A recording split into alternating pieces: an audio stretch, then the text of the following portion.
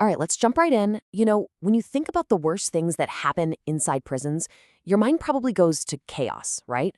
Riots, violent explosions, a total loss of control. But what if the real horror is actually quiet?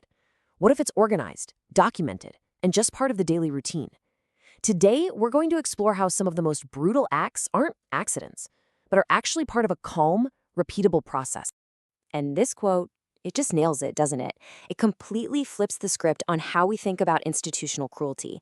This isn't about some guard just snapping one day. We're talking about something that can be scheduled, logged, and then filed away in a cabinet.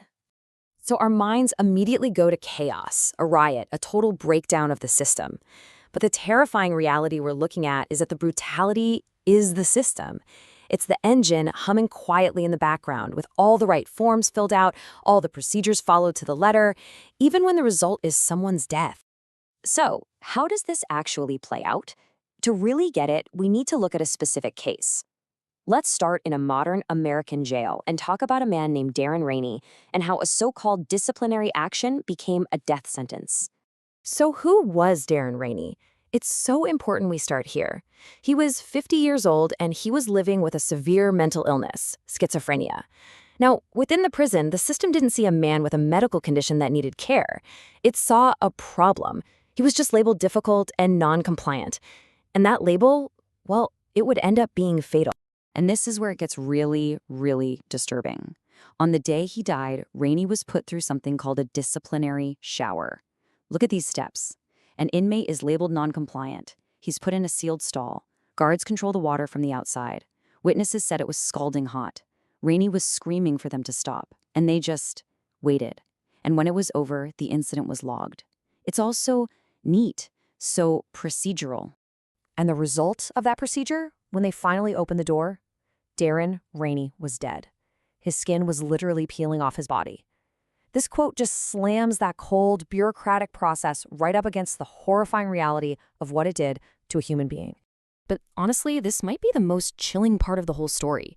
The official response wasn't shock. It wasn't, oh my God, what have we done? Because in the system's logic, they had followed the steps. So his death just got absorbed. It wasn't treated as a homicide. It was just an administrative event because no abnormal procedure had occurred. Okay, so what we saw with Darren Rainey is how this kind of cruelty can hide inside a single routine. Now, let's scale that up, way up. Let's go to Syria's Saydnaya military prison, where cruelty didn't just hide in the routine, it was the routine.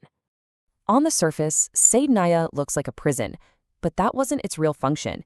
People who survived it, even people who worked there, they don't call it a prison. They call it a slaughterhouse. You have to understand, people weren't sent there to be imprisoned. They were sent there to be erased. The sheer number of people is just, it's hard to even wrap your head around. Thousands. But here's the kicker. This wasn't some off-the-books operation. No. Every single death was tracked, logged, filed. It was all meticulously recorded by administrators doing their jobs. The whole system of annihilation was built on a terrifyingly predictable schedule. Starvation was policy, medical care was denied, and then there were the mass hangings, which happened at night, like clockwork. Everything, from the beatings to hauling away the bodies, was part of a routine. It was literally a factory of death, running on a timetable. And this quote, wow, it gets to the absolute core of it. For the people working there, this became normal. Mass murder became just another task on the to-do list.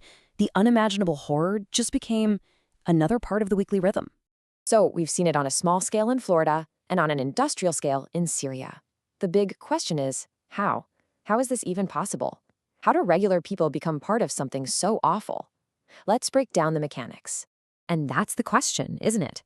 The answer isn't as simple as, oh, they're just evil people.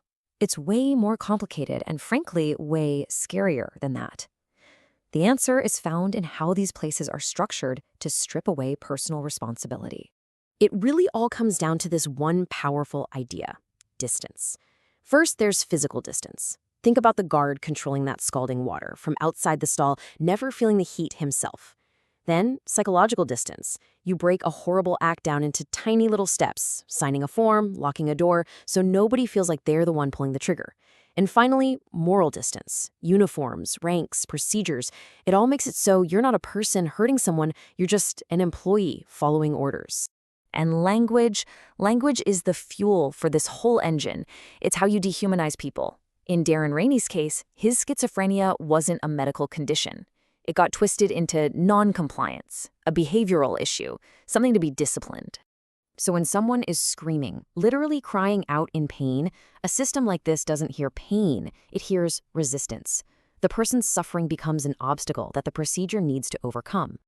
And then the final step, death itself gets rebranded. A person doesn't die a violent, agonizing death. No, the paperwork just says there were complications. Death becomes a bureaucratic hiccup, totally stripped of its reality. Now, it's really easy to listen to all this and think, okay, that's horrible, but that's prison. That's not my world. But the whole point here is that what happens inside those walls is just a magnified version of what we tolerate out here. And that's why nothing ever seems to change. When these things are investigated, the system goes into protection mode. Reports get blocked out, investigations stall, charges get dropped. Because the #1 rule of any system is to protect itself. Admitting fault is not part of the procedure. At the end of the day, prisons aren't some separate planet. We build them, we fund them. They are a direct reflection of our society's values and what we're willing to tolerate. It's a mirror, and sometimes that reflection is incredibly hard to look at. And that brings us to the final, really powerful idea we need to leave you with. This is the real danger.